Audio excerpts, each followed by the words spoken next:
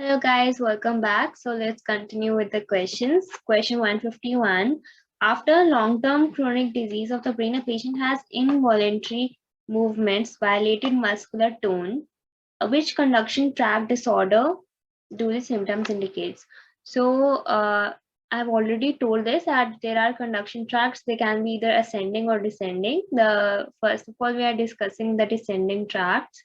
The descending can be the pyramidal or extrapyramidal. We have already discussed the pyramidal tracts, and today let's discuss the extrapyramidal tracts.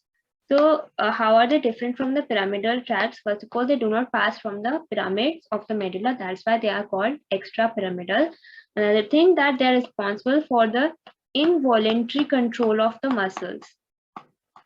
This can include either controlling muscle tone, balance, locomotion, posture. All these are functions of the extrapyramidal tracts. Out of these, you have to remember muscle tone, and obviously they are responsible for the involuntary control, and that includes the muscle tone.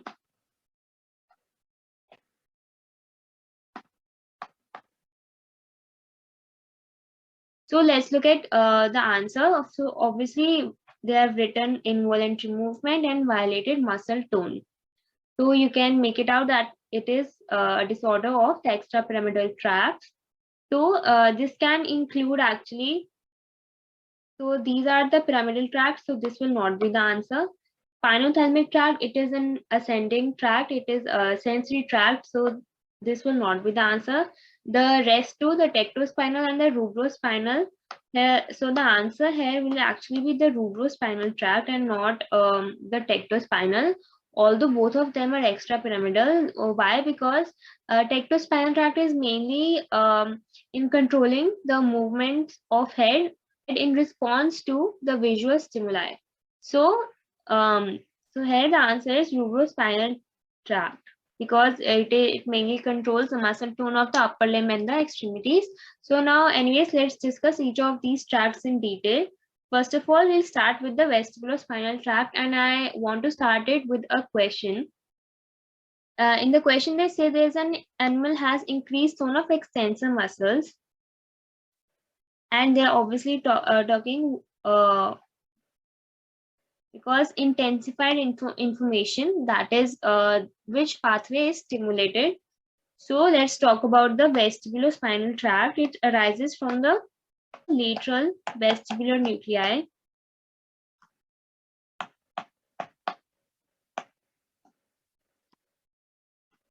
of daters. This is the word that they it's written in the ministry. So vestibular nuclei, there are four, and this tract arises from the lateral vestibular nuclei. It is also called the Daters nuclei, and this tract does not decussate, so it is ipsilateral. That is the right vestibular spinal tract controls the right sided muscles of the body. So function is that they mainly innervate the anti-gravity muscles, that are your flexors of arm and extensors of legs. Also, they stimulate the extensors. So mainly, the main function is that they stimulate the extensors of the body and inhibit the flexors. So simple. And in this question, they have written that increased tone of extensor muscles. So the answer is vestibulospinal tract. Next one will be your rubrospinal tract. So first of all, rubrospinal tract, rubro means red. So they arise from the red nuclei in the midbrain. They arise from the red nuclei in the midbrain, and they immediately decussate. So it implies that they have contralateral innervation. And so function, it is opposite to the vestibulospinal tract. So they stimulate the flexors and inhibit the extensors. and they mainly supply to the muscles of trunk and upper limb.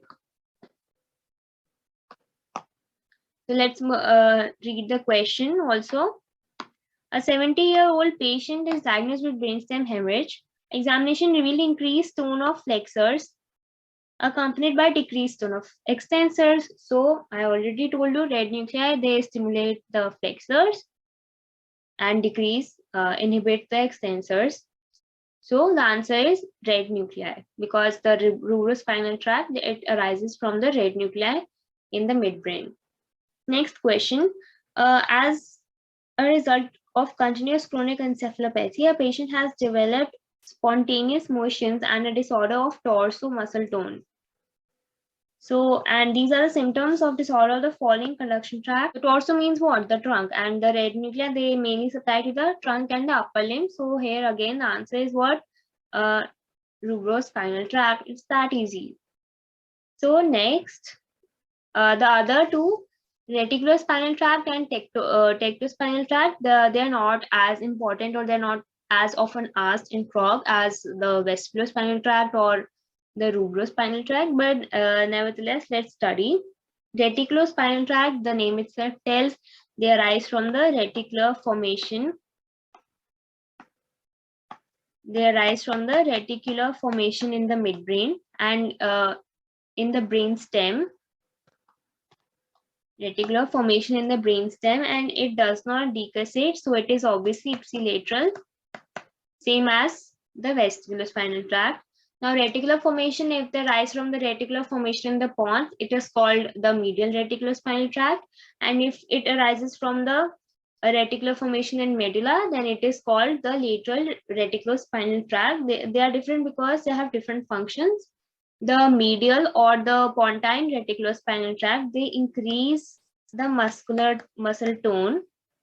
I told you the extrapyramidal tract were mainly controlling the muscle tone, and the lateral or the medullary reticulospinal tract, they decrease the tone of muscles. Next, the tectospinal tract, they arise from the tectum, mainly at the level of superior colliculi. Now, the superior colliculi, they receive the visual information or the visual sensations, and the tectospinal tract, they start from the tectum, which is in the superior colliculi, and they do decussate. So, and the function is that they control mainly they control the movements of head in response to a visual stimuli.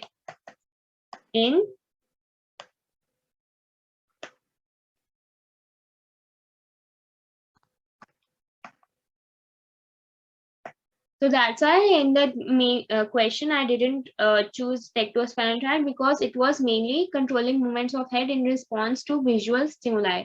The question should have mentioned something related to the superior colliculi or anything about the visual stimuli. Then only we can choose the tectospinal tract.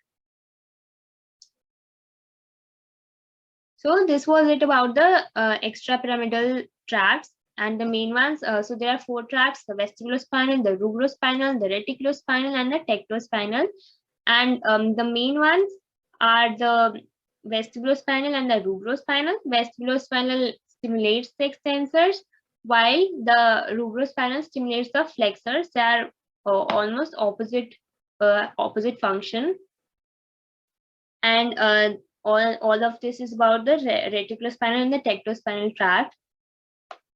So there was another question that was left in the ministry book. That was this question, and I've included it in this video only. That they are saying that a 41-year-old patient was admitted to an infectious department with fever.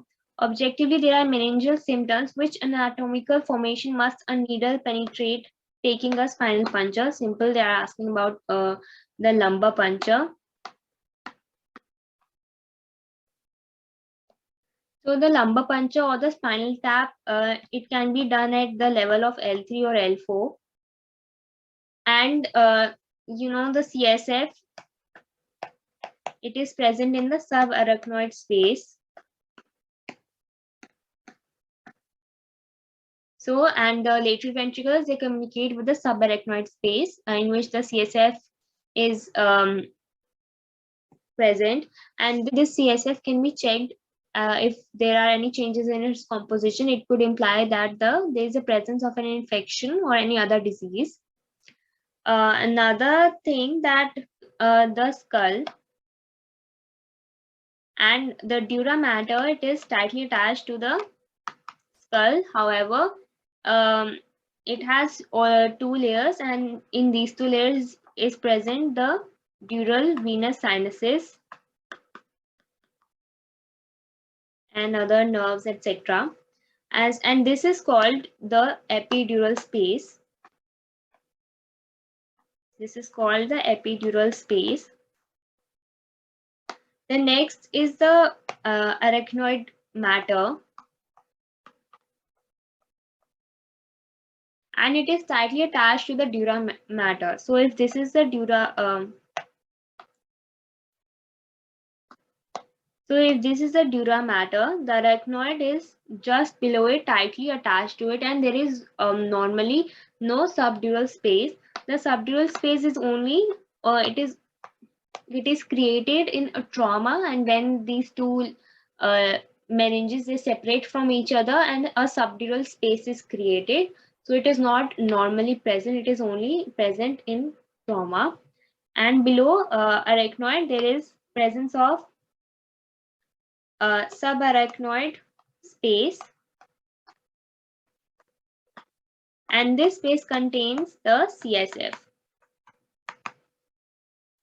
The next will be your the pia mater, and this is attached to the cerebral tissue. So there is no subpial space or anything like that. There are two mainly, the epidural space and the subarachnoid space. And another thing that they often ask, that while taking a sample of CSF during a lumbar puncture, what ligament does the needle pass through? So the needle passes through the yellow ligament,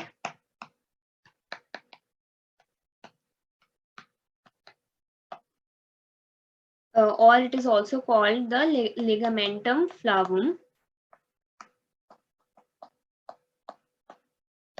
And it is present between the arches of the vertebra.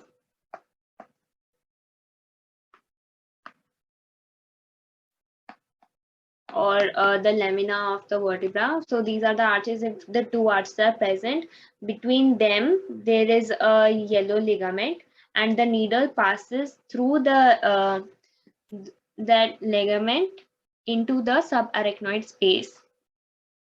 So that was it for this video, and now we have finished the CNS section of the anatomy of the ministry book.